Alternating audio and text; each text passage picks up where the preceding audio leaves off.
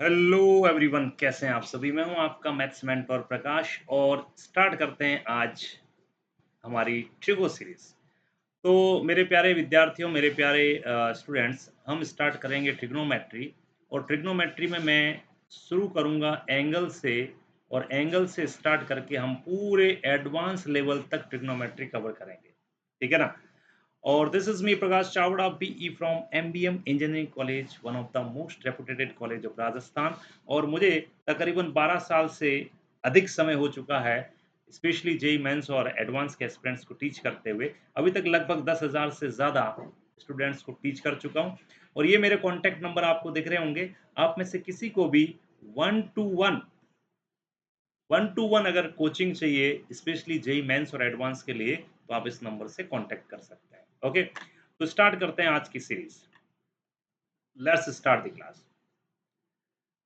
तो प्यारे बच्चों, हम अभी जो स्टार्ट कर रहे हैं क्लास 11th, और उसमें हम डिस्कस करेंगे जेई फाउंडेशन और बोर्ड्स के बारे में। कैसे, जरा देखें।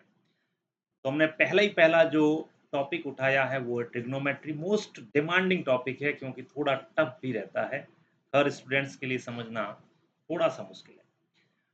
अब ट्रिग्नोमेट्री में हमने क्या स्टार्ट करेंगे आज हम, ये जो आज का जो लेक्चर है इसमें हम करेंगे introduction to trigonometry, topic 1, trigonometric function of angles. Angles के बारे में हम डिस्कशन करने वाले हैं। चलो आ जाओ, फटाफट आ जाओ, चलते हैं। तो सबसे पहले हम बात करते हैं भाई, एंगल क्या है। अब यहां से समझना शुरू करना हो, क्योंकि सारा गेम ही एंगल पे टिका हुआ है। तो बेसिकली एंगल का मतलब है बेटा जी कि amount of rotation from the direction of one ray of angle to other ray. क्या मतलब है, जैसे ये कोई रे है। रे का मतलब समझते हैं, एक ऐसा लाइन सेगमेंट जिसका एक साइड फिक्स हो, दूसरा साइड फिक्स नहीं हो, इसको हम रे बोलते हैं। ये एक दूसरी रे है ना। तो इन दोनों, ये दोनों रे यहां से एक तरह से को इनिशियल लग रही है। कहने का मतलब है दोनों की दोनों रे इसी पॉइंट से एमर्ज हुई है। तो ये जो रोटेशन है आपका, बोले तो इस लाइन से एंटी क्लॉकवाइज, क्लॉकवाइज भी हो सकता है। तो ये इस रोटेशन को ही हम क्या बोलते हैं, बेसिकली एंगल बोलते हैं। बोले तो ये एक रे है। अब इस रे को तुम पकड़ो और इसको पकड़ के ऐसे खींचो, तो इधर रोटेट करोगे तो अमाउंट ऑफ रोटेशन जो आएगा दैट इज द एंगल। धीरे धीरे सब समझ में आएगा, टेंशन मत लीजिए। इसको और मैं अच्छे से अभी डायग्राम से समझाने वाला हूँ।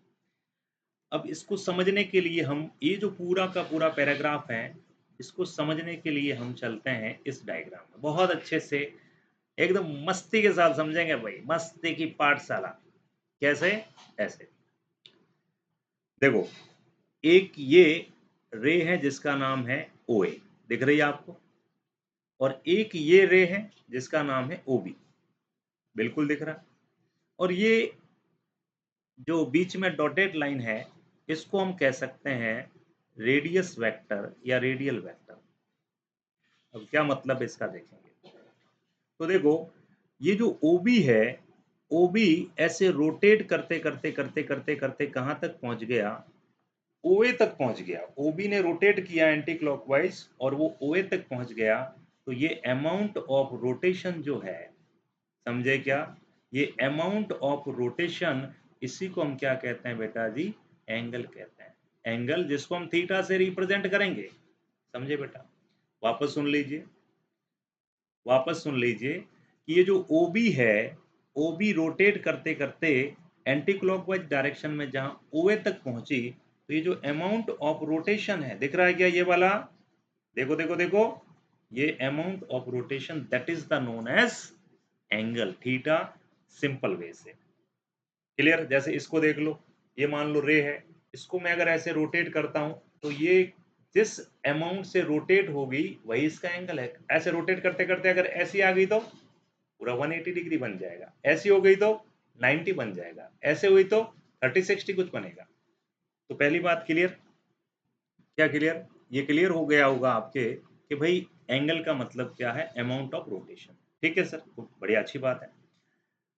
अब अगर ये इस पूरे को मिला दूं OA और OB को, तो ये एक एंगल को फॉर्म करेगा और इस एंगल का नाम होगा AOB, एंगल AOB। तो इसका मतलब क्या हुआ? इसका मतलब हुआ है कि बेटा एंगल कहाँ पर बना है? एंगल बना है O पर, तभी हमने O को बीच में रखा। इसको बोलेंगे एंगल AOB। अच्छा, तो फिर इसको क्या बोलेंगे सर? मैं बोलूंगा बेटा इसको बोलेंगे एंगल की इनिशियल आर्म। समझे? ये एंगल की है इनिशियल आर्म। इसको क्या बोलेंगे बेटा? इसको बोलेंगे एंगल की फाइनल या फिर टर्मिनल आर्म। टर्मिनल आर्म, याद रखिएगा, initial arm, terminal arm. Sir ये बीच में डॉट डॉट क्या है? मैंने कहा बेटा ये डॉट डॉट और कुछ भी नहीं, ये OA की एक स्पेसिफिक सिचुएशन है। मैं कहता हूँ OA डैश, यानी कि ये पहले ऐसे था OB, फिर धीरे धीरे ऐसे घूमता गया। जब तक ये घूमता है तब तक हम इसको रेडियस वेक्टर कहेंगे, और जब ये घूमते घूमते फाइनली OA तक पहुंच जाएगा तो हम इसको फाइनल आर्म बोल देंगे। समझे क्या? वापस सुनो, रेडियस वेक्टर और कुछ भी नहीं, रेडियस वेक्टर बेसिकली OB की ही एक पोजीशन है। OB पहले ऐसे था, फिर वो घूमा, तो जब ये घूम रहा होता है तब हम इसको रेडियस वेक्टर कहते हैं, या एक तरह से जनरेटिंग लाइन भी बोलते हैं। रेडियस वेक्टर कह दो या जनरेटिंग लाइन बोल दो, बिल्कुल जनरेटिंग लाइन।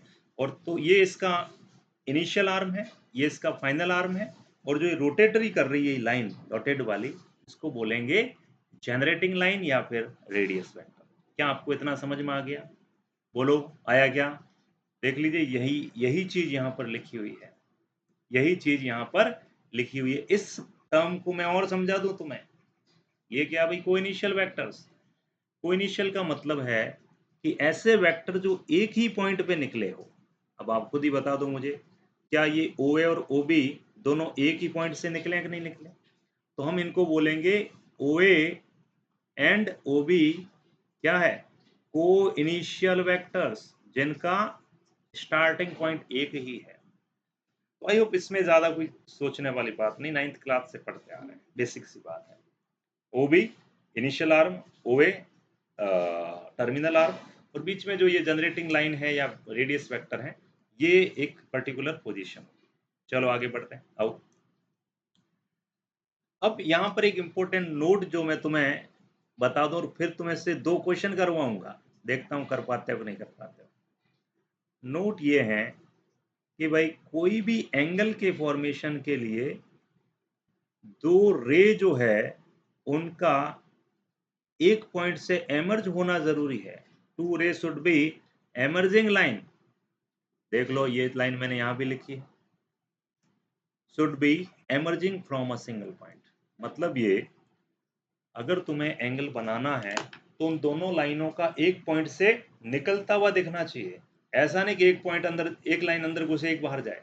दोनों लाइनें, एक ये भी बाहर की तरफ, ये भी बाहर की तरफ, तब तो उस एंगल को मानेंगे, अदरवाइज वो एंगल वैलिड नहीं होगा। समझ गए?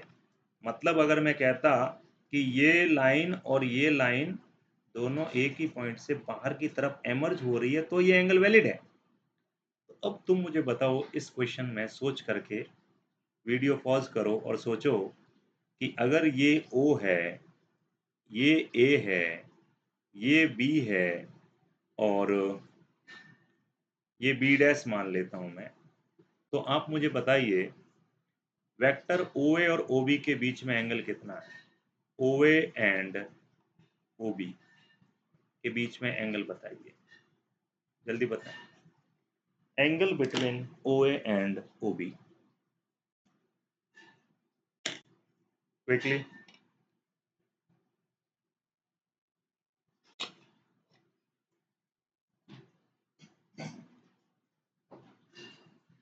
अब इसमें तो आप ज्यादा सोचने की जरूरत ही नहीं है, सीधा सिंपल ही दिख रहा है कि OA और OB के बीच में एंगल थीटा है, क्योंकि आपको दिख रहा है कि ये इसी एक ही पॉइंट से दोनों लाइनें एमर्ज हुई है, दोनों लाइनें एमर्ज हुई है, तो दोनों एमर्जिंग है, तो ये एंगल आपका थीटा वैलिड है।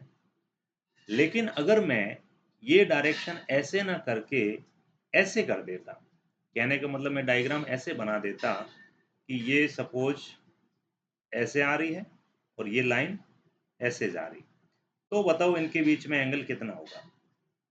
तो बताइए आप। ये O हो जाता, ये A हो जाता और ये B हो जाता। तो इस सिचुएशन में बेटा थीटा नहीं होता एंगल, तो फिर क्या होता? क्योंकि आपको इस पॉइंट पे दो लाइन एमर्ज होती हुई नहीं दिख रही है, एक तो आती हुई दिख रही है, एक जाती हुई दिख रही है, तो फिर वैलिड नहीं होगा। तो फिर क्या करेंगे, हम इस लाइन को और एक्सटेंड कर देंगे। अब जरा इस पॉइंट पे देखो, इस पॉइंट पे देखते तो ये इधर जाती हुई दिखती, ये इधर जाती हुई दिखती, तो फिर ये जो एंगल बनता, इस एंगल को तुम कहते पाई माइनस थीटा। श्योर? उस कंडीशन में एंगल कितना आता दोनों के बीच में, बोलो?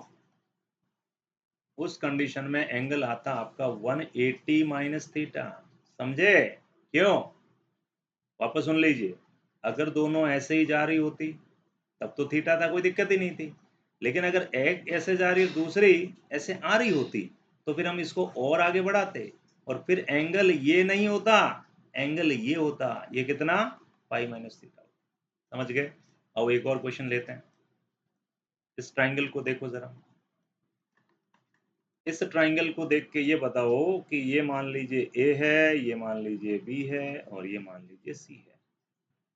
तो मैं तो ये बताना है कि वेक्टर ए बी और बी सी के बीच में एंगल कितना, A B and B C के बीच में एंगल कितना। ए बी बोले तो ये ए बी है, बी सी बोले तो ये बी सी है। ए बी और बी सी के बीच में सोचो सोचो सोचो, वीडियो पॉज करके सोचो, सोचो बेटा सोचो। अब शायद कुछ लोग कहेंगे साहब ये तो 60 डिग्री दिख रहा है ना। नहीं बेटा, यही तो भ्रम है, यही तो भ्रम है। इस भ्रम को ही तो दूर करना है तुम्हें। ये थीटा नहीं है, तो थीटा कौन सा है? थीटा तो बेटा ये है जो बच गया। देखो ना, इस एक पॉइंट से एक इधर जा रही है, दूसरी इधर जा रही है, तो ये वाला एंगल बनेगा ना। मैंने क्या बोला? एक पॉइंट से दो लाइनें आपको एमर्ज करती हुई दिखनी चाहिए, तो फिर ये एंगल वैलिड नहीं होगा। अगर मैं बोल रहा हूं ए बी और बी सी के बीच में एंगल, तो ये 60 है, तो ये पीछे वाला कितना हो गया? ये हो गया पाई माइनस 60, बोले तो 180 माइनस 60, बोले तो 120 डिग्री। समझे क्या? ये एंगल वैलिड है। ऐसे कैसे बताओ जरा? इसमें और इसके बीच में एंगल कितना, इसके और इसके बीच में? सर 60 तो नहीं होगा, क्योंकि एक का तो मुंह आ रहा है, एक का पूंछ जा रहा है, तो ऐसा नहीं होगा। तो क्या करेंगे फिर हम? इसको हमने आगे बढ़ाया और इसको भी आगे बढ़ाया, तो इस बार एंगल ये होगा, फिर ये भी कितना होगा बेटा जी? 120 डिग्री। सर इसके और इसके बीच में एंगल कितना है? 60 होगा क्या? नहीं, 60 नहीं होगा। इसको भी हम आगे बढ़ाएंगे, इसको पीछे बढ़ा दिया। अब इस पॉइंट पे देखो, ये दोनों जाती हुई दिख रही है, तो ये भी कितना होगा? 120 होगा। इंपॉर्टेंट क्वेश्चन है ये, ध्यान रखना एंगल का, है ना। आगे बढ़ते हैं। अब हमें यह समझना होगा कि एंगल अगर 90 डिग्री से ज्यादा है, पहली बात तो ये कि अपन इसको और आगे डिटेल से डिस्कस करेंगे। नॉर्मली हम इस पूरे एंगल को 360 डिग्री मानते हैं। क्यों मानते हैं हम ये भी देखेंगे, है ना। तो अगर हम इसको 360 लेट करते हैं, तो 360 के कितने हिस्से कर दिए हमने? क्वाड्रेंट में कितने कर दिए? 4 कर दिए ना। तो बेसिकली हर हिस्से की वैल्यू कितनी आ जाएगी? 90 डिग्री। तो ये 0 डिग्री है तुम्हारा, ये 90 डिग्री है तुम्हारा, ये कितना है? 180 डिग्री है तुम्हारा, ये 270 डिग्री है तुम्हारा, और ये वापस 360 डिग्री है। तो एक राउंड में हमने बेसिकली 4 90 कवर किए, 4 ही तो किए। तो इसको बोलते हैं फर्स्ट क्वाड्रेंट, इसको बोलते हैं सेकंड क्वाड्रेंट, इसको बोलते हैं थर्ड क्वाड्रेंट, और इसको बोलते हैं फोर्थ क्वाड्रेंट। 0, 90, 180, 270 और 360। ये बात समझ में आ गई? अच्छा, तो तुम्हारे मन में ये क्वेश्चन आएगा, जैसे कि हेडिंग अपना एंगल एक्सीडिंग 360। अगर एक राउंड में तो सर 360 हुआ, अगर मान लो मुझसे कोई पूछे कि भाई 400 डिग्री को कैसे बताओगे, 4000 डिग्री को कैसे बताओगे, तो उस केस में फिर हम क्या करेंगे? हम रोटेशन लेंगे, हम रोटेट करेंगे। जैसे मान लीजिए मैं अगर एक रोटेशन लूंगा, जैसे सपोज मैंने कहा भाई ये यहां पर कोई एंगल है, ये थीटा है, ठीक है, तो मैं एक रोटेशन लूंगा तो थीटा ही होगा। अगर मैं एक और रोटेशन लेकर के मान लीजिए यहां पहुंचता हूं, तो बताओ ये एंगल कितना कवर किया मैंने, सोचो सोचो, ये हो जाएगा 360 प्लस थीटा, समझे क्या? अगर एक और रोटेशन ले लिया तो सोचो, रोटेशन, रोटेशन एंड थीटा, यानी 2 × 360 प्लस थीटा, समझ गए? 3 बार रोटेशन लूंगा तो 3 × 360 प्लस थीटा। क्या ये बात समझ में आ रही तुम्हारे? यानी जितनी बार मैं रोटेट करता जाऊंगा 360 ऐड होता जाएगा। क्लियर है? तो ये कब? जब कोई रोटेशन नहीं है।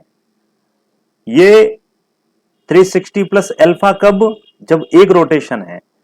2 × 360 प्लस अल्फा कब? जब दो रोटेशन है। तो जितने रोटेशन लेते जाओगे उतने ही आपके ये एंगल ऐड होते जाएंगे। ये बात समझ गए आप? अब हम शानदार तरीके से कवर अप करते हैं कि भाई हम किसी भी एंगल को देखकर ये कैसे पता करें कि ये एंगल किस क्वाड्रेंट में है। बहुत ही शानदार ट्रिक, जरा ध्यान से समझना। किसी भी एंगल को देखकर कैसे पता करें कि ये कौन से क्वाड्रेंट में है। शॉर्ट ट्रिक हालांकि मैंने लिखी है, बट तुम्हारे समझ में भी नहीं आएगी, थोड़ी देर बाद में आएगी। फाइंडिंग क्वाड्रेंट ऑफ एंगल, यहीं से हमारा मेन ट्रिगो स्टार्ट हो जाता है। आई होप समझ में आ गया होगा एंगल क्या होता है।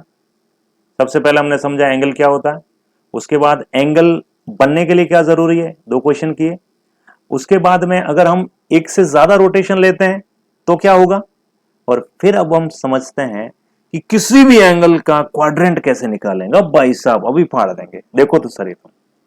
जैसे देखो, जैसे मैंने सिंपली एक क्वेश्चन लिया कि भाई 400 डिग्री किस क्वाड्रेंट में होगा। तो तुम्हें कोई भी ऐसा क्वेश्चन पूछे तो करना क्या है, 400 में डिवाइड करना हमें 90 का, बात खत्म। 90 का अब कितनी बार जाएगा, 9 4 जा 360, रिमाइंडर कितना बच गया बेटा, 40 डिग्री। ये बात समझ में आ गई? अच्छा, इसका मतलब ये हुआ कि 400 में हमें 4 बार 90 चलना पड़ेगा, फिर भी 40 बच जाएगा। तो भैया कैसे करेंगे, बोलो बेटा, बोलो बोलो। ये कितना बताया था, 0। ये कितना बताया था, 90। ये कितना बताया था, 180। ये कितना बताया, 270। और ये वापस कितना, 360। अब तुम मुझे बताओ कि 4 बार 90 चलना है, कैसे चलोगे? अरे एक राउंड में कितने 90, 4 90। यानी जब मैं 4 बार 90 चला तो मैं इस लाइन पे खड़ा हूं, और अब 40 मुझे और ऐड करना है, तो मैं फर्स्ट क्वाड्रेंट में ही तो आऊंगा। बोलो, तो इसका आंसर क्या है बेटा जी, फर्स्ट क्वाड्रेंट। Got it? एक और क्वेश्चन करते हैं, आओ। 1400 डिग्री, तरीका वही है, तरीका वही है। 1400 में तुम डिवाइड करोगे 90 का, बोलो कितनी बार, एक बार 90। ये कितना बच गया आपका, 50, 500, 9 5 जा 45, 450, पीछे कितना बच गया, 50। श्योर? तो 135, 1350, बिल्कुल सही है। तो इसका मतलब ये हुआ कि 1400 डिग्री कवर करने में हमें 15 बार 90 क्रॉस करना पड़ेगा, और फिर भी हमारे पास में 50 बचेगा। बिल्कुल सही कह रहा हूं, करते हैं, देखो। 4 90, 8 90, 12 90, यानी 12वां 90 यहां है। अरे ये 13वां 90, ये 14वां 90, और ये 15वां 90, और फिर भी तुम्हें 50 और ऐड करना है। तो बताओ तुम कहां होंगे, तुम फर्स्ट में होगे, और कहां होगे, 50 और ऐड करना हमें। तो बेसिकली हम कहां आ जाएंगे, फर्स्ट में। एक बार चेक कर लीजिए वापस, एक बार हम वापस चेक कर लेते हैं। हो सकता है इसमें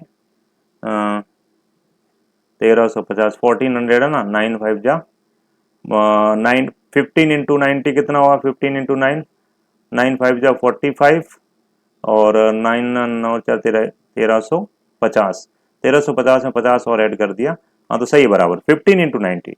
तो देखो ये है आपका 4 4 8 4 12 12वां 90, ये 13वां 90, ये 14वां 90, ये 15वां 90। और उसके बाद भी हमने कुछ ऐड किया है, कितना हमने ऐड किया है इसमें 50, तो ऑब्वियस सी बात है हम कहाँ होंगे, हम फोर्थ में होंगे, सॉरी फोर्थ में ही तो होंगे, फर्स्ट में थोड़ी होंगे, फोर्थ में ये 15 90 है और उसमें 50 और ऐड हुआ तो हम यहां पर हैं, ये मिस्टेक है, हम आ जाएंगे किसमें, फोर्थ में। लग गया, मैंने कहीं ना कहीं गड़बड़ है, समझ गए क्या। 15 बार 90 चलना, देखो 4 90, 8 90, 12 90, 13 90, 14 90, 15 90, 15वां 90 यहां पर है 15 90 और 50 और ऐड करना है, तो बेसिकली हम कहां पहुंच गए, फोर्थ में पहुंच गए। आई होप समझ में आ गया होगा। एक और लेते हैं 910, तरीका वही है, 910 में हम किसका डिवाइड करेंगे, 90 का, 10 बार सीधा दे दूं, ये हो गया 900, पीछे कितना बच गया 10, यानी 10 बार 90 चलना है। अरे 4 90, अरे 8 90, ये 9 90, 10वां 90, तो यानी कि 10वां 90 यहां है।